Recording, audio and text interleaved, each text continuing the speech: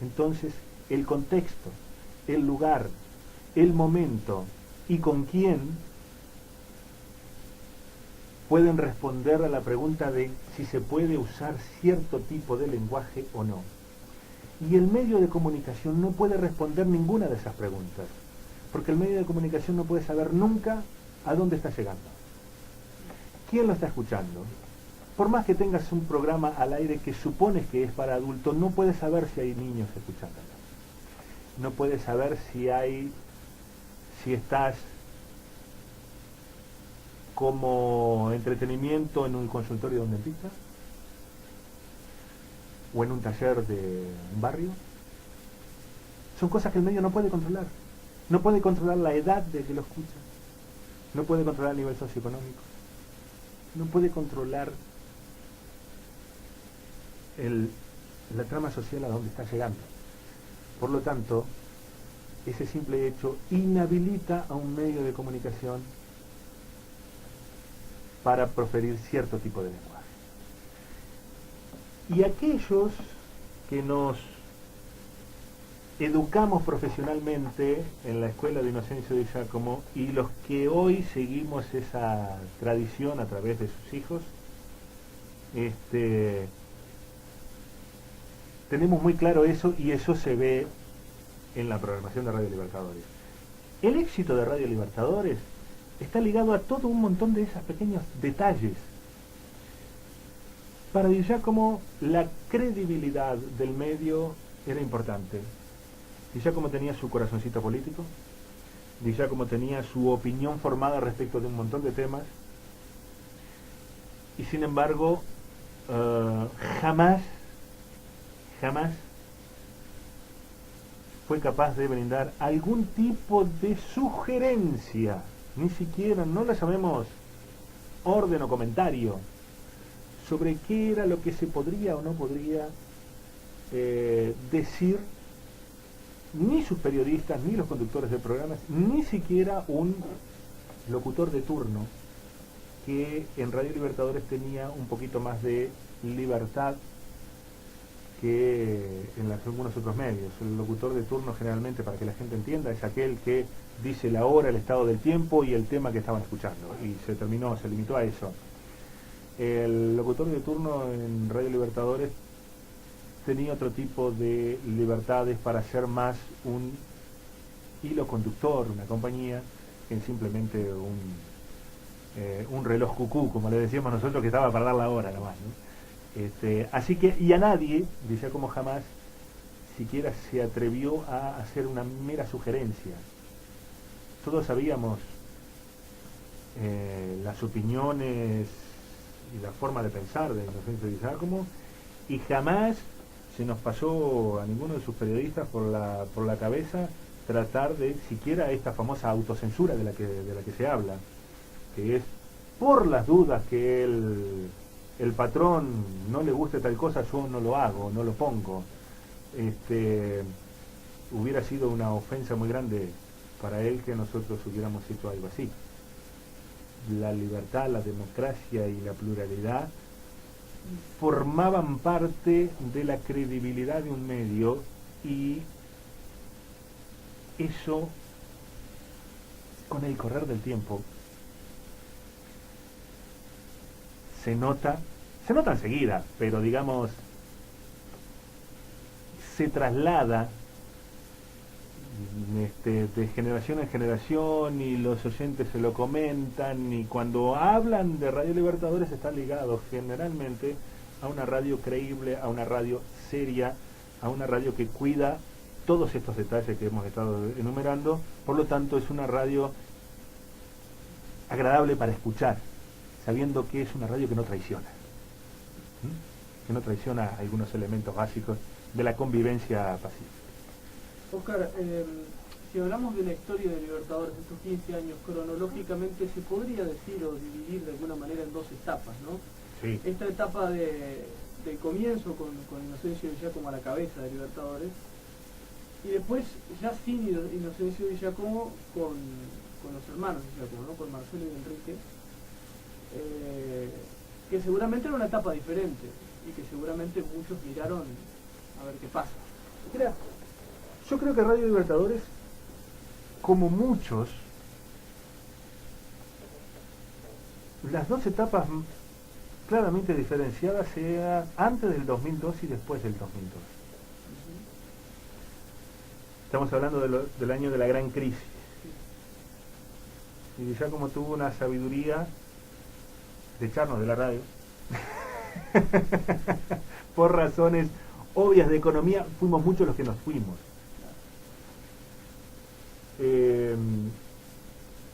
Y todos, o por lo menos la gran mayoría, a pesar de la tristeza con la que nos fuimos y la tristeza con la que Giacomo nos despidió, porque no había otro remedio, cada uno de aquellos que abandonamos esta casa lo hicimos con una gran tristeza, pero un gran sentido de agradecimiento. Mira, yo creo que tengo el privilegio de ser una persona que tuvo que ser despedida por los problemas económicos de la radio, porque Giacomo no se permitía a sí mismo siquiera sugerirte que te iba a rebajar el sueldo.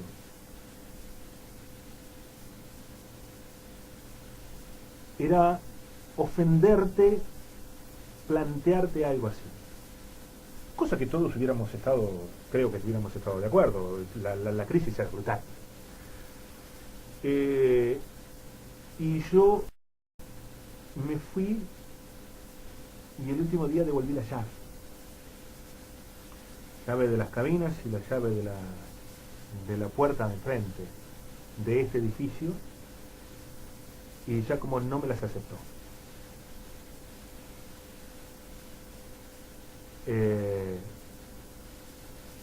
Yo no puedo mantenerte más como empleado, pero esta es tu casa y esas llaves son tuyas. Hay gestos que marcan una personalidad. Ahora bien, la radio quedó con muy poco personal. Y realmente la muchachada que se quedó, las pilas que le puso, yo creo que hacen a que la radio esté de pie en el día de hoy. Porque fue una etapa muy dura. ¿Por qué marco estas dos etapas como de Radio Libertadores y no la etapa en la que estuvo Inocencio y Giacomo y en la que lamentablemente después no lo pudimos tener? Porque los hermanos Enrique y Marcelo y Enrique, estuvieron casi desde pequeños, porque Giacomo los trajo para prepararlos para el futuro en el medio de la radiodifusión. Cuando Giacomo nos dejó, sus hijos estaban mucho más que preparados para seguir la línea de conducción de Radio Libertadores. Hoy se extraña esa persona que te llamaba al escritorio y te miraba segundos eternos sin decirte una palabra. O se extraña aquel hombre que te juntabas en el fondo acá de la emisora a comer algún asadito, algunos chorizos y tomar algún vino para sacarte de encima los temas del trabajo y sonreír un poco. Se extraña aquel hombre de consejos, se extraña aquel hombre del tirón de orejas con un señorío que uno siempre agradecía. Pero no se extraña el estilo de conducción. No se extraña. Yo creo que los oyentes de Radio Libertadores saben que Inocencio y Giacomo no está, pero no percibieron ningún cambio en la programación de la radio, ni la forma en cómo la radio se conduce. Entonces, creo que esa etapa fue una transición que en realidad la notamos muy poco. Y somos aquellos que sentimos la falta del chencho, la falta de estar todos los días. Entonces, creo que fue menos traumática que la crisis del 2002. Oscar, el saludo final por los 15 años. Bueno, a mí me corresponde en las generales de la ley sentir algo muy especial, muy, muy visceral por Radio Libertadores. Yo tuve el privilegio, como te decía, de ser convocado por Inocencio Di Giacomo para que lo ayudara a pensar la radio. Entonces, en alguna medida, y salvando las distancias y con desde el lugar que me corresponda, uno la siente como su bebé, y fue mi primera experiencia de pensar una emisora.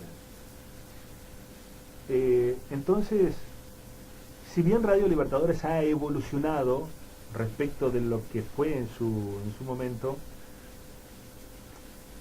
son los 15 años como de, viste, que los 15 años de tu nena, ¿no? En lo que tenés que pensar el vestido, la fiesta, los padrinos, la celebración, y tenés que pensar en que en algún momento te vas a quebrar, y tenés que pensar en los compañeros que no están,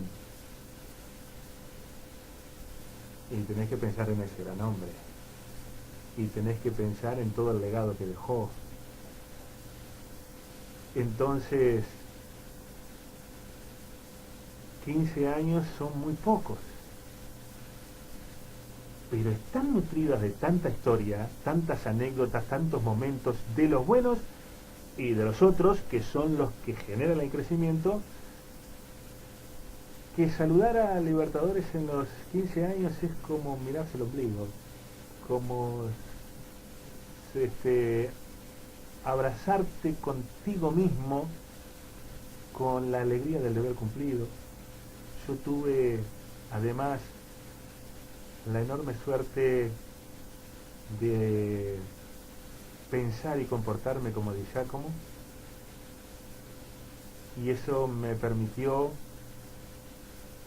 que mi forma de relacionarme con los compañeros, con los patrones, con los colegas, que Di Giacomo me enseñó, fue precisamente, creo, lo que me hizo candidato para volver a Radio Libertadores cuando Radio Libertadores pudo recuperarse de la crisis. A mí me llaman de vuelta para que viniera otra vez a dar la mano que pudiera dar, y los hermanos Di Giacomo pensaron que podía hacerlo desde la honestidad, desde la capacidad técnica, pero también desde volver a poner en el sitio de Radio Libertadores, en el lugar de trabajo, todo aquello que Di Giacomo nos inculcó. Entonces, lo mismo que Di Giacomo me dio fue lo que me hizo volver a la radio. Entonces, abrazarse con uno mismo. Los 15 años de Libertadores es abrazarte con aquellos compañeros, con los de ahora, pero en definitiva sentirte que te abrazás contigo mismo, con parte de tu historia. Creo que la parte más rica de mi historia profesional, yo ya voy para casi los 25 años de radio, están en estos 15. Entonces hay un cúmulo tan grande de sensaciones entremezcladas que es mejor abrazarse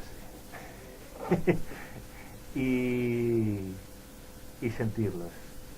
Yo creo que además deben de haber en el 2020 alguna radio en alguna casa donde el dial está pegado por el tiempo, por el polvo, porque en realidad la radio siempre estuvo ahí. Lo único que está medianamente operativo es el botón de on-off. Ese es el oyente más capacitado para saber lo que ha sido la radio en estos 15 años, más que nosotros. Felicitaciones y gracias. Gracias a ustedes.